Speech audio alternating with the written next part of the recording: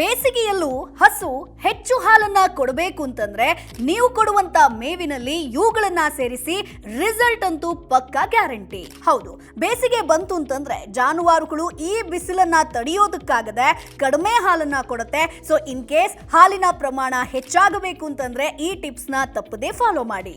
ಜಾನುವಾರುಗಳ ಹಾಲಿನ ಇಳುವರಿಯನ್ನ ಹೆಚ್ಚಿಸೋದಕ್ಕೆ ಲೋಬಿಯಾ ಹುಲ್ಲು ಕೂಡ ತುಂಬಾ ಒಳ್ಳೆಯದು ಸ್ನೇಹಿತರೆ. ಈ ಹುಲ್ಲು ಔಷಧೀಯ ಗುಣಗಳನ್ನ ಹೊಂದಿದೆ. ಇದು ಯಾವುದೇ ಕೆಟ್ಟ ಪರಿಣಾಮ ಬೀಳೋದಿಲ್ಲ. ಅಷ್ಟೇ ಅಲ್ಲ, ಹಾಲಿನ ಪ್ರಮಾಣವನ್ನ ಕಡಿಮೆ ಸಮಯದಲ್ಲಿ ಗುಣಮಟ್ಟದ ಜೊತೆಗೆ ಹೆಚ್ಚಿಸ್ತಾ ಹೋಗುತ್ತೆ. ಇದರಿಂದ ಜಾನುವಾರುಗಳ ಜೀರ್ಣಶಕ್ತಿ ಕೂಡ ಉತ್ತಮ ಆಗ್ತಾ ಬರುತ್ತೆ. ಇದರಲ್ಲಿರುವಂತಹ ಪ್ರೋಟೀನ್ ಹಾಗೆ ಫೈಬರ್ ಜಾನುವಾರುಗಳ ಆರೋಗ್ಯಕ್ಕೆ ತುಂಬಾ ಒಳ್ಳೆಯದು.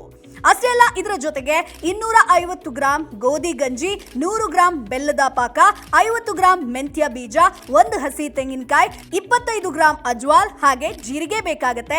ಔಷಧಿಯನ್ನ ತಯಾರಿಸೋದಕ್ಕೆ ಮೊದಲು ಗಂಜಿ, ಮೆಂತ್ಯ ಹಾಗೆ ಬೆಲ್ಲವನ್ನ ನೀವು ಬೇಯಿಸ್ಕೊಳ್ಬೇಕು. ನಂತರ ತುರಿದ ತೆಂಗಿನಕಾಯಿಯನ್ನ ಸೇರಿಸಿ ಅದನ್ನ ತಣ್ಣಗಾದಾಗ ಅದನ್ನ ಪ್ರಾಣಿಗಳಿಗೆ ತಿನ್ನಿಸಬೇಕು. ಈ ವಸ್ತುವನ್ನ 2 ತಿಂಗಳ ಕಾಲ ಬೆಳಿಗ್ಗೆ ಖಾಲಿ ಹೊಟ್ಟೆಯಲ್ಲಿ ಕೊಡಬೇಕಾಗತ್ತೆ.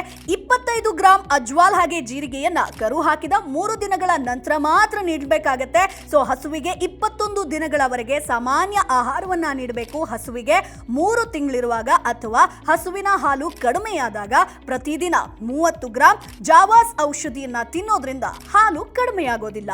ಈ ಒಂದು ಟಿಪ್ಸ್ ನ ತಪ್ಪದೇ ಫಾಲೋ ಮಾಡಿ. ರಿಸಲ್ಟ್ ಬಗ್ಗೆ ಕಮೆಂಟ್ ಬಾಕ್ಸ್ ಅಲ್ಲಿ ತಪ್ಪದೇ ತಿಳಿಸಿ. Boss Vala, B the boss.